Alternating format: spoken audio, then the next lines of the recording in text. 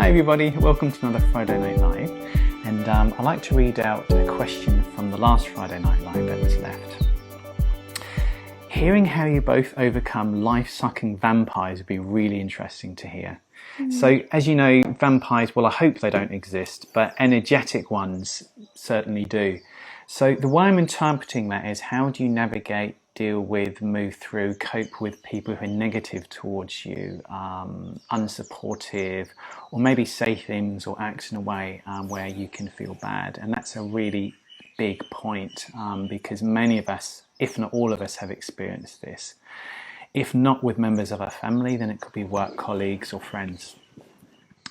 The first thing I like to say is we have to understand why someone's behaving in a certain way. Now, I want to make this really simple. If people are coming from love, they will be supportive, they will encourage you, they will love you, and they'll be understanding. That's a natural implication of coming from the heart. Again, I'm using head and heart as a metaphor. If people aren't coming from the heart space, if they're coming from an internal suffering, internal loathing, internal dissatisfaction with the life, with themselves, they're not coming from the heart. It's not that they're bad people, but they're kind of pinched off from that. And so their behaviour is an external display of what's going on within. So the number one I wanted to say, if someone or some people are being hurtful, derogatory, disrespectful to you, it's got nothing to do with you. Right. It's got everything to do with them.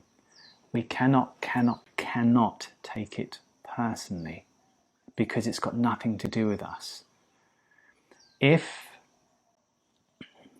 I had a member of my family who did something years and years ago, and I was so hurt, I felt disconnected and lonely for 3 years, until I had a realization that this member of my family, they weren't very well. They were suffering, and they couldn't be nice to me because they didn't feel very good. Right. When I realised that it's got nothing to do with me. It's within their own minds.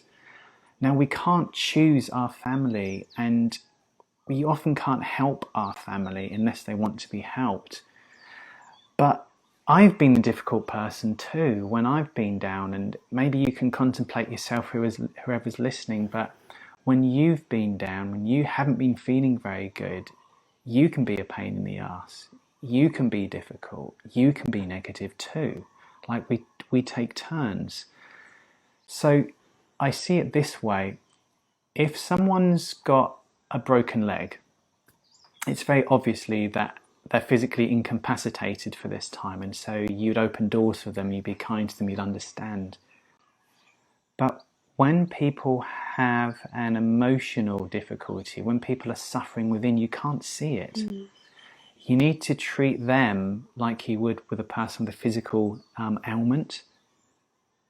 They can't help it at that time. We can't help it at our time. We just have to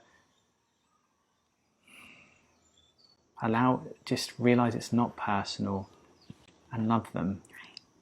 Approach them with compassion and love, because they're coming from a space that's very lonely and very disconnected. When we as humans believe our thinking and get very, very caught up on the thoughts that are flowing through our head and attach our meaning to it, it disconnects our heart. Our heart gets left behind. It gets left out. And when that happens, there's a disconnect, and sadness can be an overwhelming feeling and that's an invisible. That's something that we cannot see. And when somebody says these negative things to you, or maybe leaves you out of an event, that's the last stop in the station. It's whatever had happened in the non-physical has already taken place, and that's just the last little bit of it. Once that's said, it basically is an indicator of what's going on inside. So when we approach these people with compassion and love, we do ourselves such a service because we stay connected to our hearts. We stay connected to the love that flows within. We stay connected to the compassion, and we live life with more ease. And it's such a beautiful place to be. And as Rudi said, if somebody's injured, we'd open a door, we'd help them. But that's a physical injury. When something's going on in the non-physical, those indicators are maybe painful words being verbalized.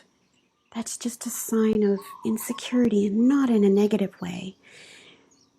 Insecurity that is common to every single one of us, that happens to every single one of us. We know, I know I've been there, and it doesn't feel good. So I say approach these people with compassion and understanding, and know that it's not personal.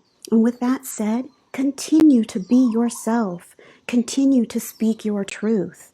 Continue to love what you love and do what you love.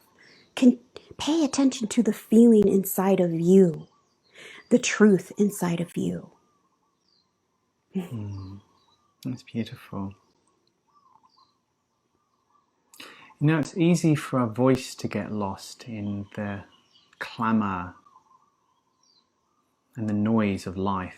It's easy for our soul to get squashed by the apparent soullessness of what can happen to us, and it's easy for us to lose our truth because there's so many other versions of truth coming from other people. But who you truly are, what you truly want to do, where home truly is within all of us. I remember the last Star Wars movie. Sorry, I'm bringing Star Wars into it. I love Star Wars. The Jedi had been almost wiped out by this point in the movie, and there was this tree on this remote island that had held all the ancient Jedi books, and lightning came, struck the tree, and the whole thing set alight. And Luke Skywalker was running around going, "Oh my God, we need to put it out." He was really freaking out. All these things are going to be lost. And then Yoda, who appeared in non-physical form, started laughing at Luke, and Luke's going, what, help me, what's the problem? And Yoda kept laughing and laughing and laughing. And eventually Luke kind of quietened down, and Yoda said, "Luke, those books don't matter. What's true, what's always been true, all the information of the universe, who you truly are is within here. We carry it around with us. It can't be put in something external to us. That's just a vessel. But the vesselless, measureless essence is within. It's who we are. We can't lose it." Right. So it doesn't matter the clamour, the heavy metal noise. It doesn't matter other people's truths bouncing against us. We can go within, and within that silence we find ourselves. And when we find ourselves, we find our voice. When we find ourselves, we find the direction. And when we find the direction, we just start selflessly working towards something. But work isn't work. It's inspired. It's a journey. It's beautiful. And so there's going to be difficult people in life, but no, it's not personal. If someone isn't being loving, it's saying more about them than you. Right. And any sort of discomfort that you feel is just basically an indicator of your own wisdom being pinched off. It's a pull away from who we truly are, which is that beautiful innate intelligence, that essence that flows within each and every one of us. So when we start to believe others, know that the feeling, the negative feeling that we feel is our friend, because it tells us exactly where we are. Exactly what we're believing isn't true. And it reminds us to come back home inside. There's a quote by Sydney Banks. I always butcher quotes, so I do apologise, but it says something along the lines of, the key to your heart, the key to truth, you have that. Nobody else has that. It's good to take advice from other people, of course, But nobody can tell you what is right for you apart from your own heart. Stick with that wisdom within. Beyond the noise, stick to the truth within. Let that guide you, let that clothe you, let that feed you, let that move you. And then when negative people come into your life, you realize compassion, because compassion is understanding. You understand the space they're coming from, and you realize you just need to love them. That's right. Beautiful. Are we done? We're done. Cool. Done in 10 minutes. Yes. Thank you so much. And if you have any questions or further questions, just write them down in the comments below. Send us an email. Send us a Facebook message.